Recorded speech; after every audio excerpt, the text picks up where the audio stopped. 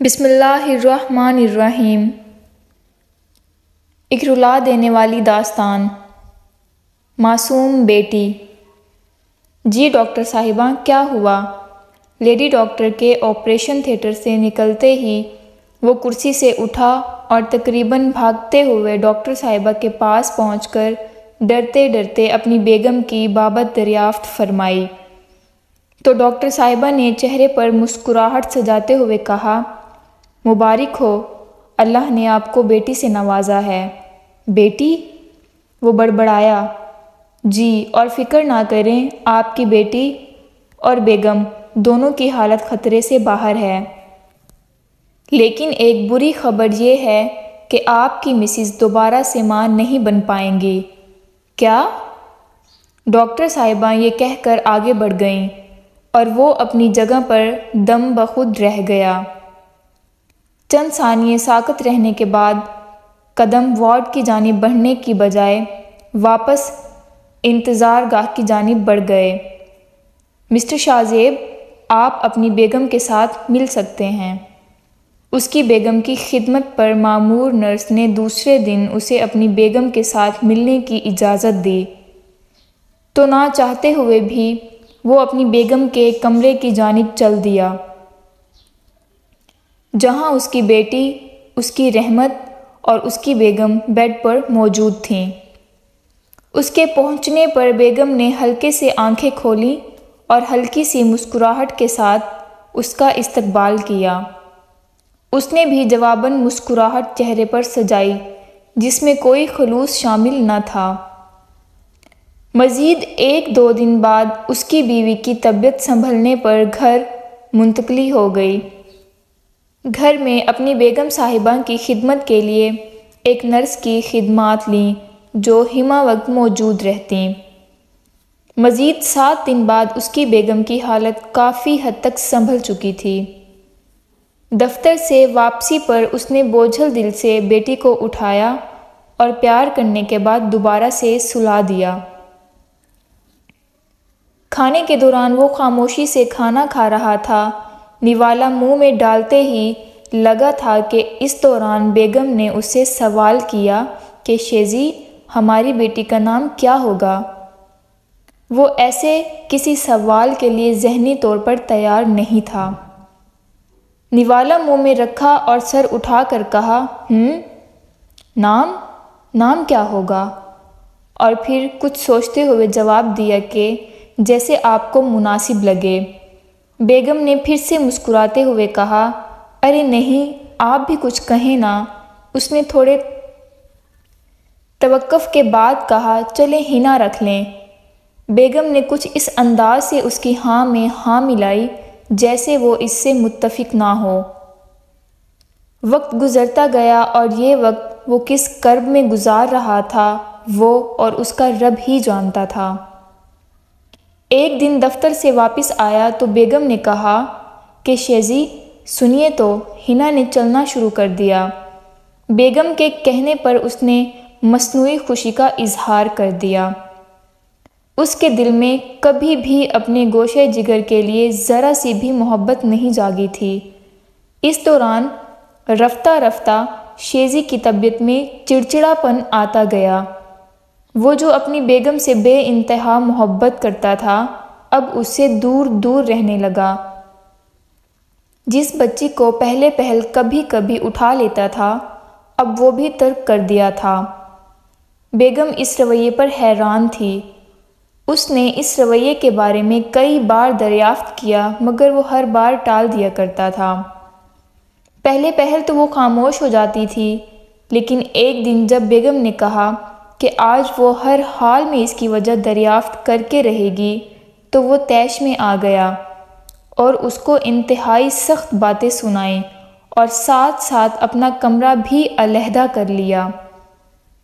بیگم حیران و پریشان کھڑی رہ گئی کیونکہ ایسا کچھ ہوا ہی نہیں تھا کہ نوبت یہاں تک آتی۔ بیگم نے کئی بار اسے خدا رسول کے واسطے دیے، بچی کے واسطے دیے اور اپنے ناکردہ گناہوں کی معافی مانگی، لیکن شیزی کی طبیعت نے اسے اس بات کی اجازت نہ دی کہ وہ اس کے وہ گناہ معاف کر دے جو اس سے سرزد ہی نہیں ہوئے تھے۔ ایک رات وہ اپنے کمرے میں سویا ہوا تھا کہ بیگم نے دروازہ کھٹکھٹایا اور اسے پکارتے ہوئے کہا، شیزی، شیزی جلدی دروازہ کھولو۔ لیکن اس نے کروٹ بدلی اور اسے برا بھلا کہتے ہوئے آنکھیں موند لیں۔ چند لمحے گزرنے کے بعد اس نے دروازہ زور سے بجایا اور پھر سے آواز دی جو قدرے تیز تھی، شیزی خدا کے لیے دروازہ کھولو۔ وہ اٹھا اور تیزی سے دروازہ کھول کر چیختے ہوئے کہا، کیا ہے؟ کیوں آ جاتی ہو بار بار پریشان کرنے؟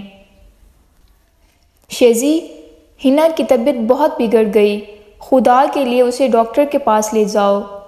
اس نے نمناک آنکھوں کے ساتھ ہاتھ جوڑتے ہوئے کہا تو اس نے پلٹتے ہوئے جواب دیا، صبح لے جاؤں گا، دوبارہ مجھے پریشان نہ کرنا، اور دروازہ بند کر کے واپس بستر پر لیٹ گیا۔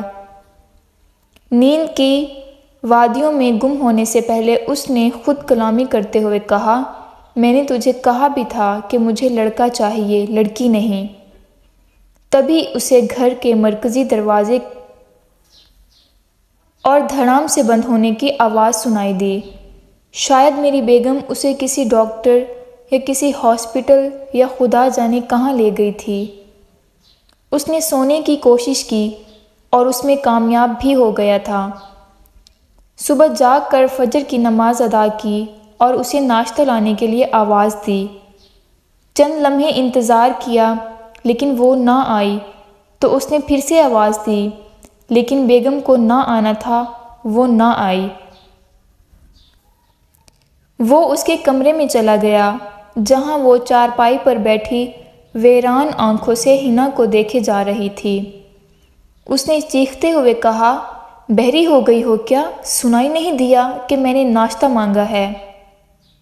اور وہ اپنی جگہ سے ٹس سے مس نہ ہوئی تو وہ اسے مارنے کے لیے لپکا، لیکن اس سے پہلے کہ وہ اس پر ہاتھ اٹھاتا، اس کی نظر اپنی بیٹی پر پڑی جو بے سدھ لیٹی ہوئی تھی۔ نہ جانے کب، کس لمحے اور کیسے اس کے دل میں اس 2 سالہ بچی کے لیے رحم پیدا ہوا۔ میں چند لمحے ساکت کھڑا رہ کر اسے دیکھتا رہا۔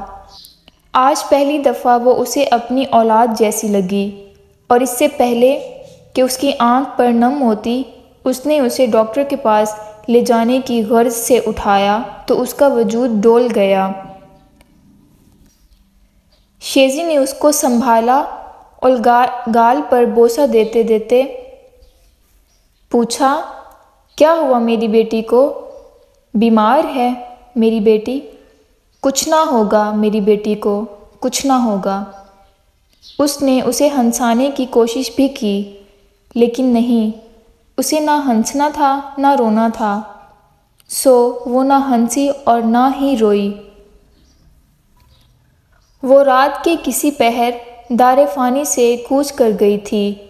ہاں، وہ رات کے کسی پہر دار فانی سے کوچ کر گئی تھی، اور وہ اس کو دونوں ہاتھوں میں اٹھائے اسے دیکھتا رہا۔ اس کے آنسو رخسار پر بہہ نکلے۔ اس وقت اس کی کیفیت یوں تھی کہ خواہش ہو رہی تھی کہ اس کی بھی روح قبض ہو جائے اور اسے بھی اس کی بیٹی کے ساتھ دفنا دیا جائے۔ وہ کچھ دیر یوں ہی اسے دیکھ کر آنسو بہاتا رہا اور پھر چہرے آسمان کی طرف اٹھایا اور آنکھیں بند کر کے پوری زور سے چیخا، بیٹی! اور اس کی آواز کمرے میں گونج کے رہ گئی۔ جی ناظرین، آج کی ویڈیو اتنی ہی۔ اگر ویڈیو اچھی لگے تو میرے چینل کو سبسکرائب کریں، شیئر کریں اور لائک کریں۔ اپنا اور اپنے پیاروں کا بہت سارا خیال رکھیں۔ ملیں گے ایک نئی اصلاحی داستان کے ساتھ۔ اللہ حافظ۔